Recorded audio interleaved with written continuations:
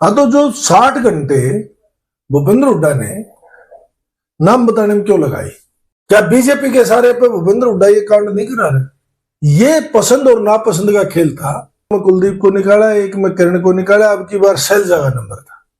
Cross vote करने वाले इनके लोग हैं। अगर बीजेपी की बी टीम भूपेंद्र हुड्डा नहीं है तो कोठी का 16 लाख रुपए किराया इतना जल्दी माफ कैसे करा लिया? कुलदीप वत्स जिस दिन मुंह खोल देगा, भूपेंद्र हुड्डा सांगी में सरपंच भी नहीं बनेगा। और उस राज्य को दबाए रखने के लिए कुलदीप का आगे नतमस्तक होना पड़ेगा। नेले हैं, ठीक मार रहे हैं, 25-25, 20-20 करोड़ रुपया मिल गया। खड़के जैसे लोग अब को धन्यवाद कर रहे हैं। नमस्कार दोस्तों, मैं हूं परविंदर सैनी। दोस्तों, जिस तरीके से राज्यसभा में क्रॉस वोटिंग हुई है उसका हंगामा थमने का नाम नहीं ले रहा। पहले कांग्रेस पार्टी ने जहां जो 5 अपने विधायक हैं उनको कान बताओ नोटिस जारी किया, उसके बाद दिल्ली में मीटिंग भी ली, लेकिन अभी तक कोई जवाब नहीं मिला। और दूसरी तरफ अब कांग्रेस पार्टी के जो नेता हैं उनके अलग अलग बयान भी निकलकर सामने आ रहे हैं। तो कोई किसी पर आरोप लगा रहा है तो कोई किसी पर आरोप लगा रहा है, लेकिन जो सच्चाई है वो अभी भी दफन है, वो बात खुलकर सामने नहीं आ रही। क्योंकि जिस तरीके से अगर बात करें हम नारायणगढ़ से जो विधायक है शैली चौधरी का साफ तौर से यही कहना है कि अगर मैंने क्रॉस वोट किया है तो आप सच्चाई बताइए, आप सबूत दिखाइए। दूसरी तरफ कांग्रेस के विधायक का यह बयान भी आया कि तमाम जो विधायक हैं वो मुख्यमंत्री नायब सैनी से चोरी छुपे मिलते रहते हैं। और ऐसे में अब तो जो नूह के जो विधायक है वो तो खुलेआम सीएम नायब सैनी से मुलाकात कर रहे हैं।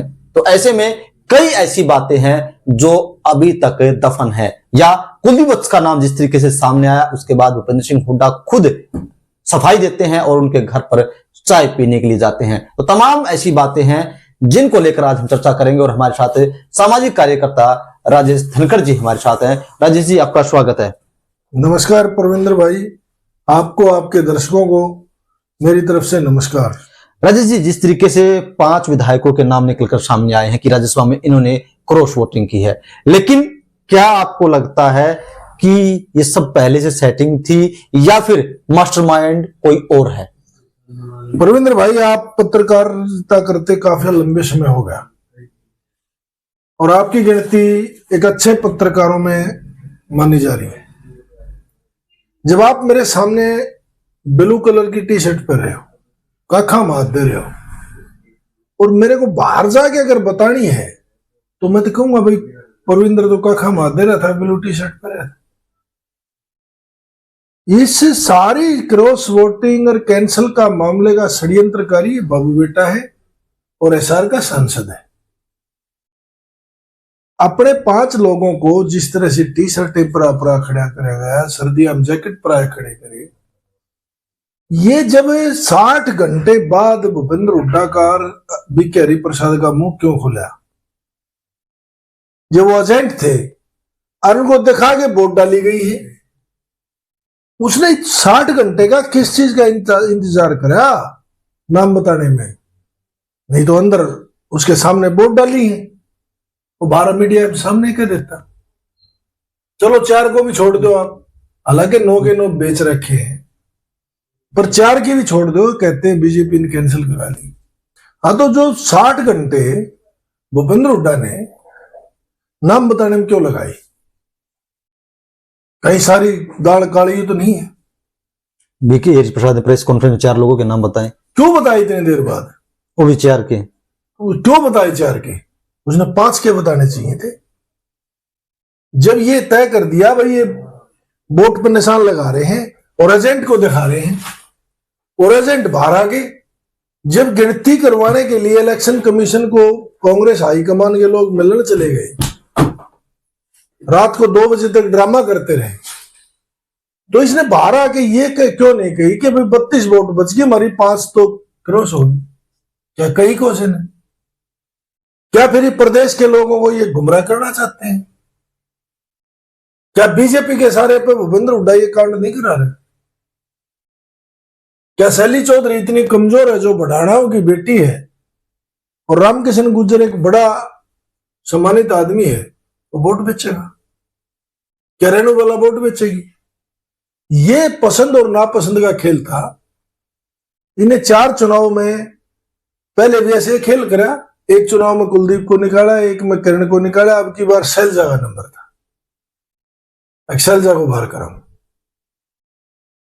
उसके बावजूद ये अपने लोगों को बचाता रहा, पैसे के पैसे कमा गए और ऊपर से लोगों को बदनाम कर गए। क्या जिस तरीके से हमने कई विधायकों के बयान भी सुने हैं, जिसमें आप कुलदीप वत्स की बात कर सकते हैं, या आपने रेणुबाला का नाम लिया, आप उसकी बात कर सकते हैं। नारायणगढ़ से जो शैली चौधरी है, उनका बयान भी सामने आया है कि हमने क्रॉस वोटिंग नहीं की है। तो तमाम, क्या आपको लग रहा है कि जब आला कमान ने इनके नाम ले दिए, इनको नोटिस जारी कर दिया है, तो क्या अब ये लोग झूठ बोल रहे हैं? नहीं, ये लोग झूठ, ये बिल्कुल सच्चाई कह रहे हैं, इन्हें क्रॉस वोटिंग नहीं करें। क्रॉस वोट करने वाले इनके लोग हैं। जब ये सारे लेकर घूमते रहे हिमाचल के वादियों में, कड़छी मारते रहे कढ़ाइया में, तो क्या इन लोगों की जिम्मेवारी और किसी की नहीं है? जब 3-4 बार राज्यसभा और विधानसभा के चुनाव में जिसके पूरे हरियाणा पे दाग लग गया कि भूपेंद्र हुड्डा तो बीजेपी से मिला हुआ है, उस हाईकमान के दिमाग में घास जम रहा है, अगमो मत ही जम रही थी। उन्होंने क्यों नहीं कही कि भूपेंद्र हुड्डा को साइड में करो, दूसरे नेताओं से इलेक्शन कराओ? हम मान लेते हैं विधायकों की गलती नहीं, गलती इन बाबू बेटे की है। ये सेटिंगबाज लोग हैं। इसी तरह सेटिंग करके ये विधानसभा में इन्होंने गोलमोल कर दिया अपने। अगर बीजेपी की बी टीम भूपेंद्र हुड्डा नहीं है तो कोठी का 16 लाख रुपए किराया इतना जल्दी माफ कैसे करा लिया? इस बात का भी जनता को जवाब दे दे। जब प्रदेश में 3 लाख करोड़ कर्जा है, 5 लाख करोड़ कर्जा है, रोज ये ढूंढा पीट रहे हैं, तो इसने 16 लाख रुपए माफ क्यों कराया? क्या पीड़ा कांड है भूपेंद्र हुड्डा का? क्या गरीबी रेखा से नीचे है? राजेश जी, जिस तरीके से सबकी निगाहें थी कुलदीप वत्स पर, सब लोग शक कर रहे थे कि कुलदीप वत्स जो है क्रॉस वोटिंग करेंगे, भूपेंद्र सिंह हुड्डा ने साफ तौर से सफाई दी कि उन्होंने क्रॉस वोटिंग नहीं की। कुलदीप के बारे में सफाई क्यों दी? और वो उनके घर पे चाय पीने के लिए भी आए। नहीं, किस लिए मनावन आया? इतने राज हैं कुलदीप वत्स के पास। अगर कुलदीप वत्स जिस दिन मुंह खोल देगा, भूपेंद्र हुड्डा सांगी में सरपंच भी नहीं बनेगा। इसलिए कुलदीप के घर आगे चाय नहीं, बहुत चीजों की माफी में मांगी होगी अंदर खाते। ऐसे कोई किसी के पास मनाने के लिए नहीं जाता। क्या और विधायक नहीं थे? और सम्मानित विधायक नहीं है? इसलिए आया कि इसके राज छुपे हुए हैं और उस राजा को दबाए रखने के लिए कुलदीप का आगे नतमस्तक होना पड़ा। आज हरियाणा में हुड्डा गैंग को दबाने के लिए सबसे बड़ा औजार कुलदीप के पास है तो और भी 1-2, पर कुछ दम इनकी राजनीति में दबाने की हिम्मत रखे तो कुलदीप वत्स रखे है। इनको तो इशारे पर नचाओगा बाबू बेटे, नचो नचो। एक सोशल मीडिया पर हमने एक वीडियो देखा है जो लगातार वायरल भी हो रहा है, वो है महम से विधायक बलराम दांगी का। वो दीपेंद्र हुड्डा के साथ जा रहे हैं और अपने जो सातल है उस पर हाथ मार रहे हैं, भंडेले हैं, ठीक मार रहे हैं। 25-25, 20-20 करोड़ रुपया मिल गया। उसने क्या क्रॉस वोटिंग की? कलाकार है ये। सारे 5 जैकेट वाले सारे क्रॉस वोट कर रहे हैं। नाम दूसरों का कैसे लिया? बालू को तो पकड़ी है ना, नाम तो ये लेना पिछली बार नहीं करा। किरण चौधरी को इतनी कमजोर है कि जो क्रॉस वोटिंग करेगी, जिनका ससुरा 12 साल चीफ मिनिस्टर रहा, जो 2 स्टेटा की राजनीति करने वाली इतनी इंटेलिजेंट लेडी, हाईकोर्ट की वकील, ये सब टारगेट करते हैं। इनका गैंग है ये। अब शैलजा के ऊपर इनकी पूरी चकला चल रहा है और ये खान मार्केट के बिके हुए लोग हैं। वहां एक अलग से इनकी मंडी लग रही है खान मार्केट में। वो सारा खुलासा सुचित्रा ने कर दिया कि प्रियंका घर कैसे कैसे पैसे भेजे। कल मेरी इस गौरव से भी बात हुई थी। उन्हें FIR हो जाएगी आजकल में इनकी स्टाफ के ऊपर। क्या जिस तरीके से पूरा का पूरा खेल रचा गया, सभी को हिमाचल शिफ्ट किया गया कि भाई अब की बार क्रॉस वोटिंग नहीं होगी। हालांकि मान लोग ये रहे हैं कि 9 वोट बाहर गए, लेकिन भूपेंद्र सिंह हुड्डा साफ तौर से कहा कि हम 32 वोट मान रहे कि हमारे पास 32 वोट थे, 5 क्रॉस वोटिंग हुई है। तो क्या पहले से अंदाजा था सतीश नंदल का पर्चा भरवाएगा? क्या पहले से बातचीत हो चुकी थी? इसलिए भरवाया गया, जिस दिन नॉमिनेट हुए उस दिन 12:30 बजे तक किसी प्रदेश के एक बड़े जाट नेता का नाम था राज्यसभा भेजने के लिए, परंतु हरियाणा प्रदेश के एक बड़े नेता ने कहा प्रधानमंत्री को कि मैं दोनों सीट जिताऊंगा, आप भाटिया को लड़ाओ। उसके बाद भूपेंद्र हुड्डा से उसने बात करी और भूपेंद्र हुड्डा ने सतीश नंदल का नाम रख के कैंडिडेट बनाया कि विधानसभा में कभी टांग नहीं अड़ा ले। 5-4 साल की जिंदगी बच रही है, वैसे तो भगवान करे 100 साल जीवे, कि सतीश नंदल राज्यसभा चला जाएगा, इतना पैसे वाला तेरे सामने लड़ने कोई है नहीं, कलोई का रास्ता साफ हो जाएगा। गेम तो ठीक खेला था, एक पंथ दो काज हो रहे थे। अब पीछे क्यों उठ गए? अबे ठीक है, अपने कोश किसको दे वोट? अगर अब सतीश नंदल की वोट डाल देता तो कांग्रेस बर्फी बांट लेती। कांग्रेस का कैंडिडेट किसने जिताया? अबे का ना वोट डालने से जीते ना। उसके बाद भी अबे को टारगेट कर रहे हैं बाबू बेटा।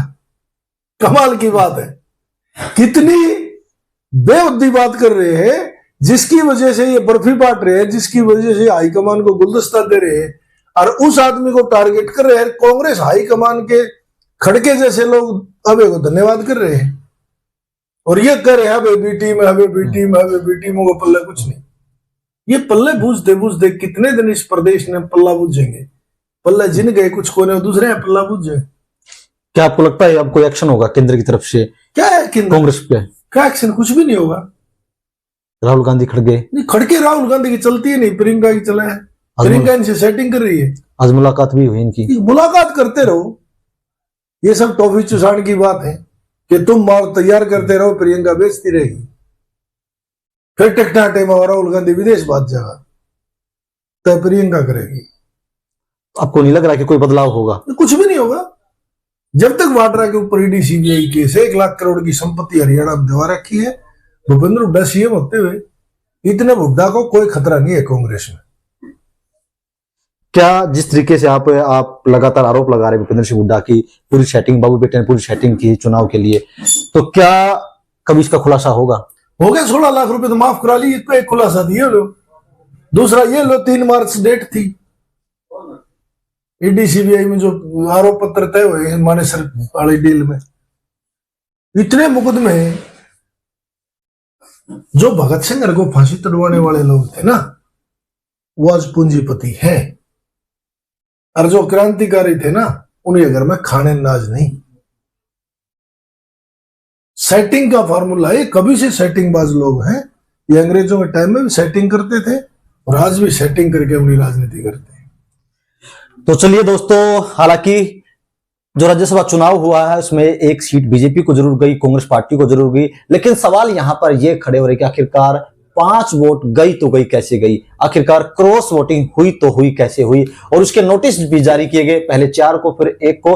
तो शक की सुई यहां पर कई लोगों पर घूम रही है। और जिस तरीके से जो है भूपेंद्र सिंह हुड्डा ने एक विधायक को लेकर सफाई दी, फिर चाय पीने जाते हैं, तो तमाम तरह के जो है बातें जो है अभी भी शायद दफन है, उनके राज खुलना बाकी है। लेकिन आरोप प्रत्यारोप की राजनीति खुलकर चल रही है। राजेश जी, हमसे चर्चा करने के लिए आपका बहुत बहुत धन्यवाद। धन्यवाद।